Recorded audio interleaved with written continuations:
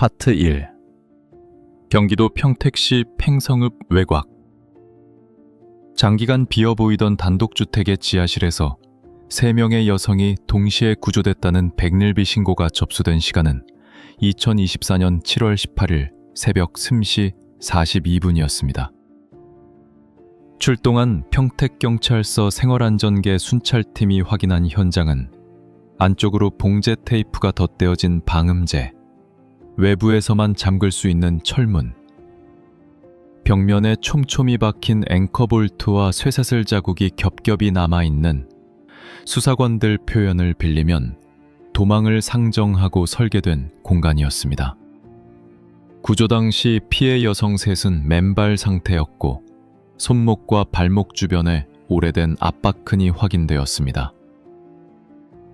한쪽 구석에는 밀봉된 영양보조식품 박스와 도수 높은 소독제, 소형 카메라 2대, 연장된 전기 코드가 어지럽게 얽혀 있었습니다. 주택 소유주이자 현장에서 체포된 남성은 정도윤, 만 43세. 그는 자발적으로 지하실에서 머문 거지라고 주장했으나 경찰이 파악한 동선과 물증은 그의 진술과 상충했습니다. 수사 기록에 따르면 세 여성은 서로 가족관계가 아니었고 실종 신고가 올라간 시점도 각각 달랐습니다. 가장 오래된 기록은 2021년 9월 수원시 권선구에서 접수된 한소연 실종 신고로 그 이후로 신혜진, 강아라 순으로 행방이 끊겼습니다. 동네 주민의 반복된 소음 민원과 의심스러운 야간 운반 행위에 대한 진술은 초기 진입과 영장 집행을 가능하게 한 단초가 됐습니다. 이 사건은 단순 감금이 아닌 장기간 계획된 범행일 가능성이 높다는 게 수사 초기 경찰 판단이었습니다. 본 에피소드에 등장하는 인물과 단체명은 모두 취재 재구성을 위한 가상인물로 실제와 무관합니다. 영상을 재미있게 보셨다면 좋아요와 구독 부탁드립니다. 파트 2. 초동 상황은 이랬습니다.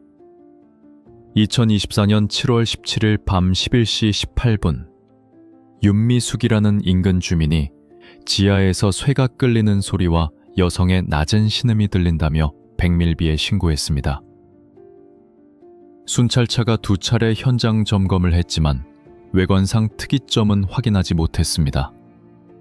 그러나 다음 날 새벽 같은 민원이 재접수되며 창문 없는 지하에서 환풍기만 돌아가는 소리가 계속된다는 구체적 정보가 더해졌고 순찰팀의 지휘하에 형사기동대가 합류했습니다.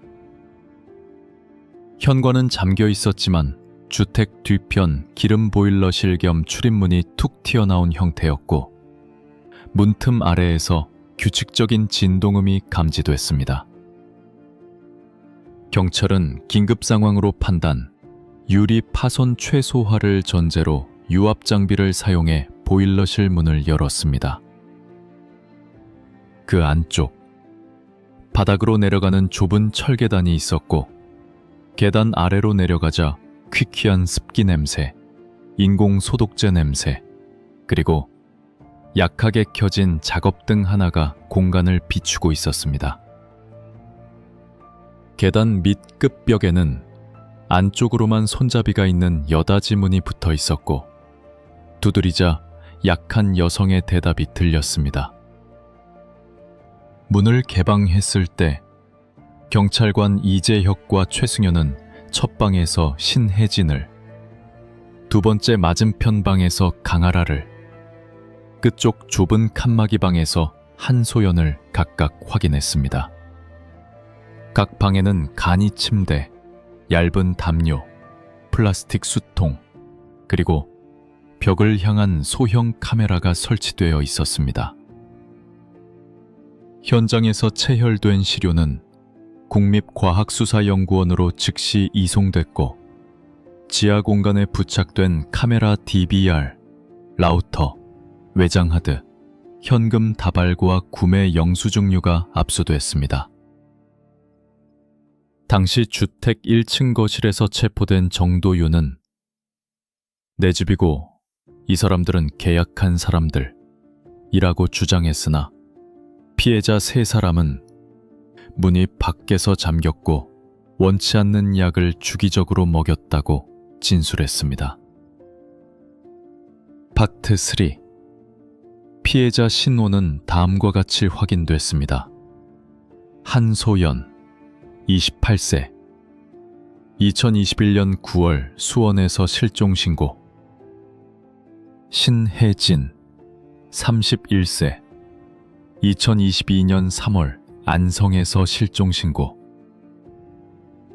강아라, 24세, 2023년 1월 평택에서 실종신고. 국립과학수사연구원 초동감정의뢰서에 따르면 세 피해자는 공통적으로 탈수와 미량영양소 결핍 소견이 있었고 손목과 발목 주변에서 오래 지속된 압박흔과 마찰로 인한 피부과 변성이 관찰됐습니다. 소변 동물 스크리닝에서는 진정 성분이 미량 검출됐으나 구체 성분은 정밀 감정이 필요했습니다. 피해자 진술에 근거하면 접근 방식은 서로 달랐습니다. 한소연은 숙식 제공 단기 아르바이트 구인글을 보고 지원했다가 면접 명목으로 평택으로 유인되었고, 신혜진은 지방 촬영 보조 제안을 받고 야간 픽업 차량에 올랐다가 연락이 두절되었습니다. 강아라는 편의점 야간 근무 중 단기 물류 픽업 제안을 받고 근처 도로견에서 승차한 뒤 행방이 사라졌습니다. 세 사람의 공통점은 휴대전화가 초기 단계에서 압수 혹은 회수되었다는 점, 신분증과 카드가 사라졌다는 점, 그리고 외부 연락 시 가족에게 해를 끼치겠다는 위협을 받았다는 점이었습니다. 피해자들은 지하실의 방이 교대로 잠겼고 배식 시간이 정해져 있었으며 달력이나 시계를 볼 수 없게 차단되어 시간 감각이 휘어졌다고 말했습니다. 조사관들은 그 진술을 토대로 지하실 천장에 붙은 조명 타이머, 배식 흔적, 식자재 구매 패턴을 역추적하기 시작했습니다. 파트 4. 피의자 정도윤의 배경을 살펴보면 그는 평택 관내에서 배관 수리 및 소규모 시공을 전전한 이력이 있었습니다. 사업자 등록은 말소와 재등록을 반복했고 2018년에는 전세금 사기 의혹으로 벌금형을 받은 기록이 수사자료를 통해 확인됐습니다.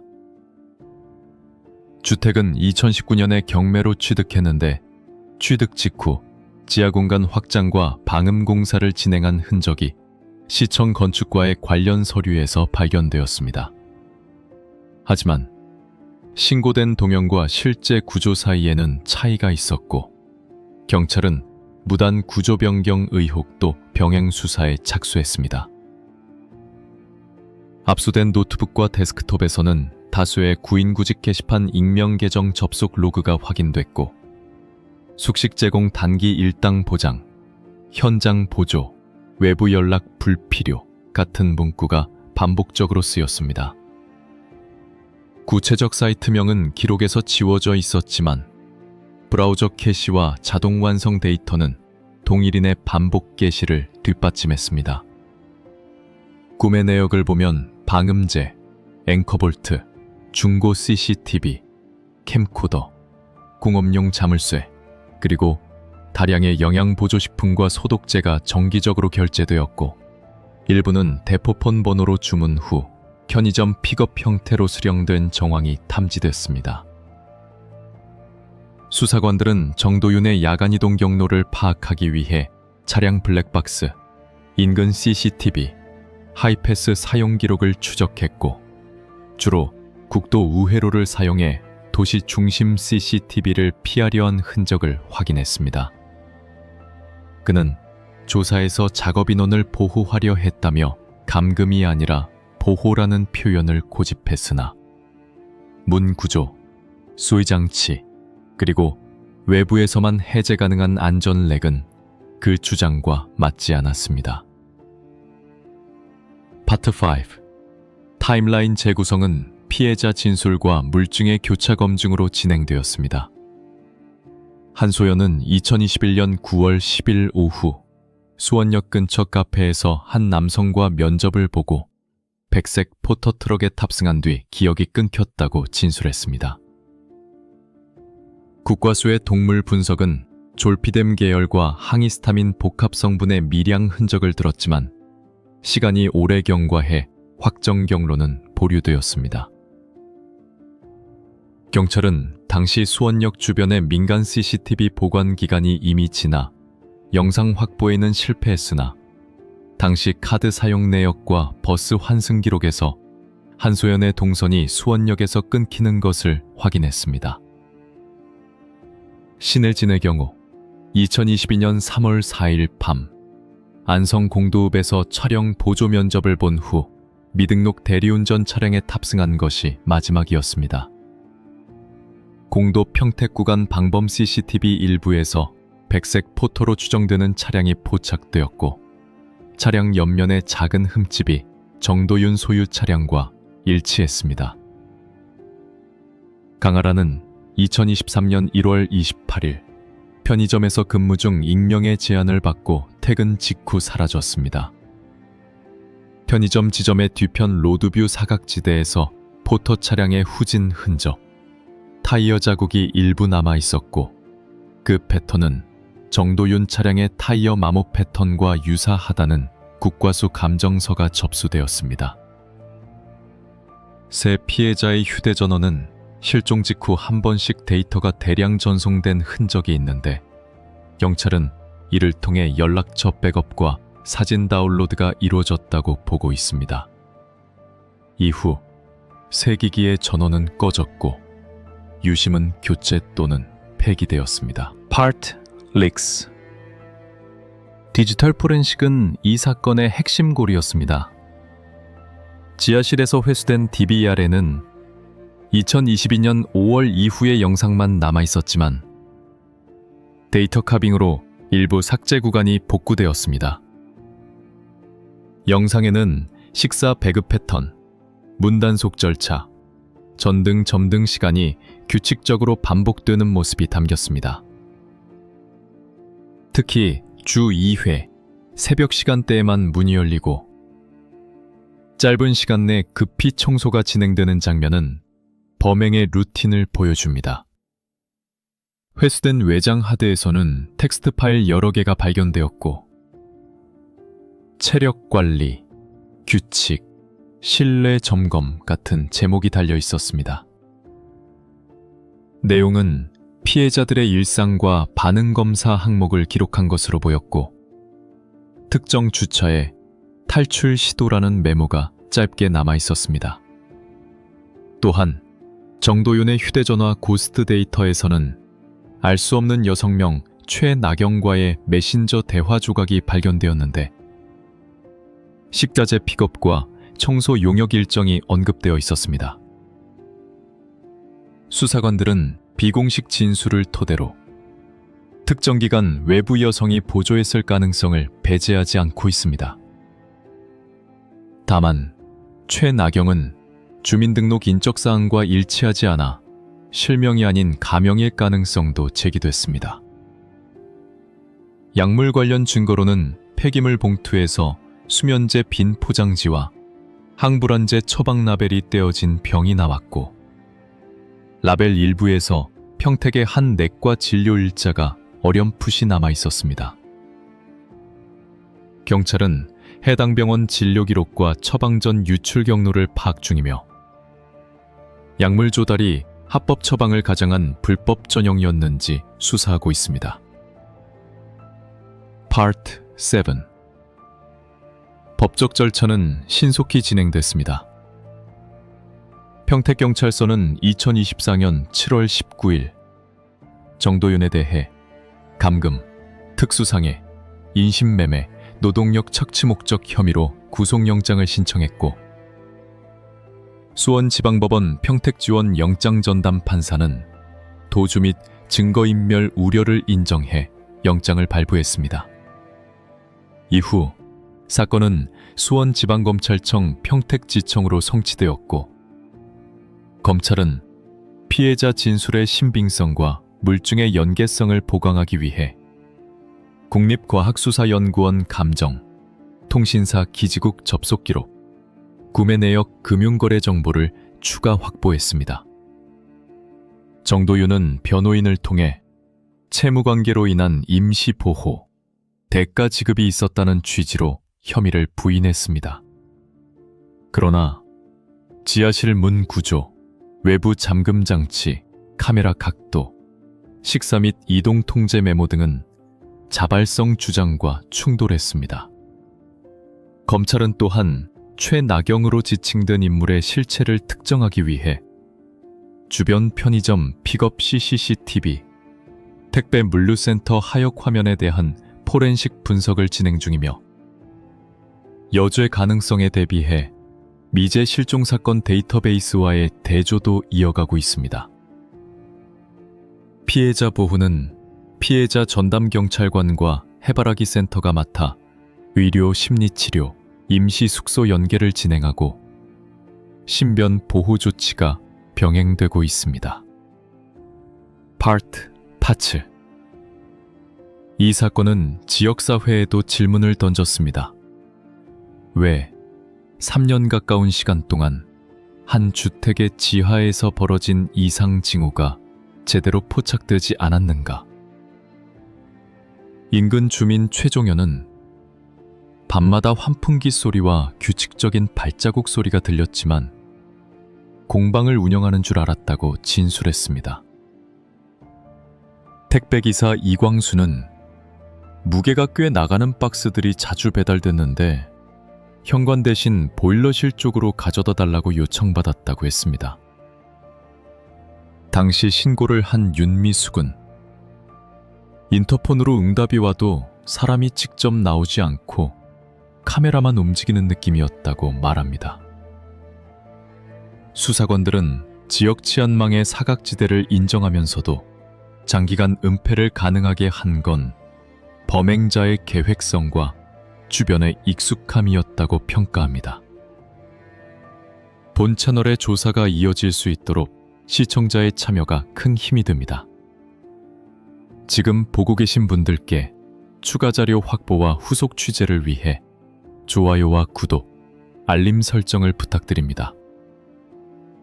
취재팀은 별도의 제보 창구를 열어 사건 관련 목격담과 정보 제보를 받고 있습니다.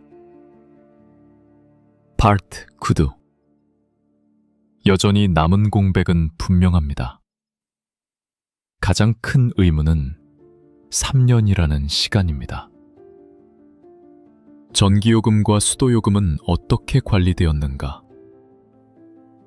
경찰은 전기요금 자동이체 계좌가 다른 주소지 명의로 연결되어 있었다는 점에 주목하고 있습니다. 또 쓰레기 배출은 심야 시간대 보일러실을 통해 차량으로 직접 실어 나르는 방식이었던 것으로 보입니다. 비공식 소식통은 초기 1년 동안은 외부 협조자가 최소 한 차례 이상 출입했다는 정황을 제기합니다. 실제로 2022년 겨울 새벽 시간대 보일러실 출입문 앞에서 여성으로 보이는 실루엣이 포착된 저해상도 CCTV 스틸이 존재합니다.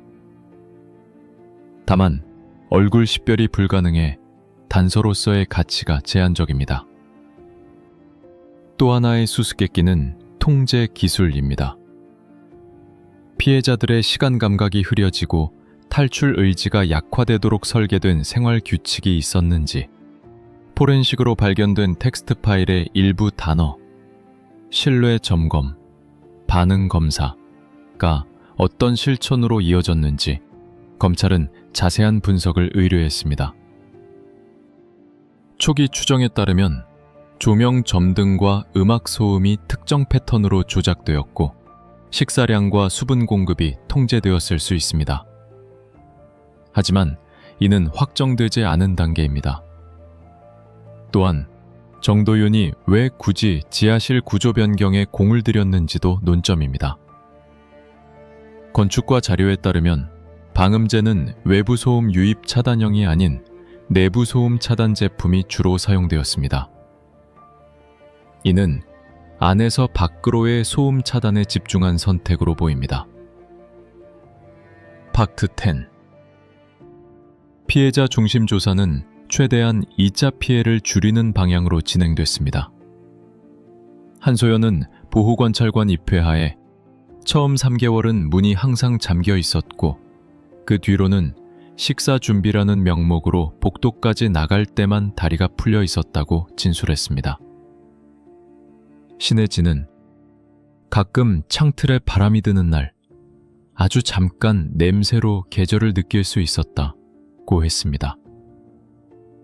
강아라는 한번 문이 덜 잠긴 적이 있어 시도했지만 복도 끝에서 또 다른 잠금 장치가 있었다고 말했습니다. 세 사람 모두 가족과 연락이 끈끈 뜬 동안 남겨진 삶의 공백을 돌아보며 진술 과정에서 자주 말을 멈췄습니다. 해바라기 센터 상담 기록에 따르면 수면장애, 과각성 증상, 광장공포가 공통적으로 나타났고 장기 치료가 필요하다는 평가가 나왔습니다. 경찰은 피해자들의 진술을 바탕으로 구체적인 피해 일지를 재구성하고 그동안의 경제적 착취 여부, 예컨대 외부 용역이나 온라인 작업을 강요받았는지를 확인 중입니다. 압수된 노트북의 일부 로그는 가계부 소프트웨어 접속 흔적을 남겼고 작업 성과라는 항목과 함께 금액 기록이 존재하지만 실제 거래 연결은 확인되지 않았습니다.